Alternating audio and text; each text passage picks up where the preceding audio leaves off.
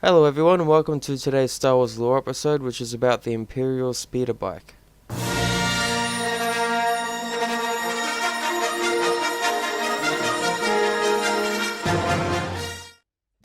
Incredibly fast and impressively maneuverable, the Aerotech Repulsor Company 74Z speeder bike was the mainstay of the Empire's scout troops.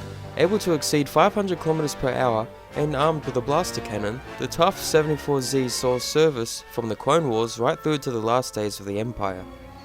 On the outbreak of the Clone Wars, Aerotech came down on the side of the Republic. The first few 74Z speeder bikes were used at the Battle of Geonosis before entering general service as the war raged on. But the model never quite got around to replacing the BARC speeders or CK6 swoops. A pair of 74Zs could be easily stored on the rear ramp aboard LARC gunships, fitting more easily than the larger, though better armoured, BARC speeders.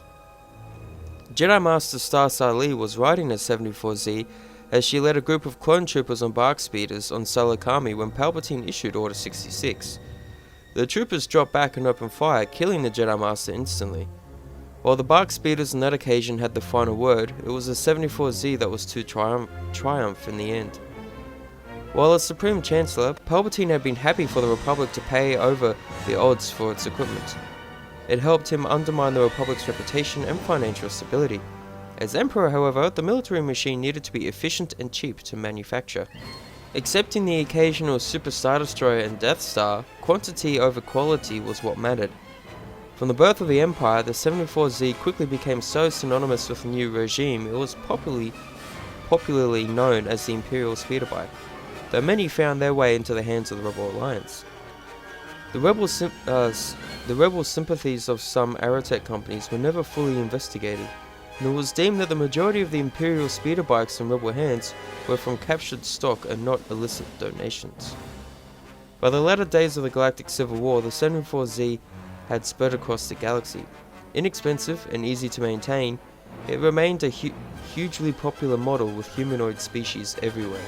Now, before this bike was built, there was a number of high-profile failures in the areas of droid manufacture and computer hardware, so Aerotech concentrated on their core repulsor vehicle division.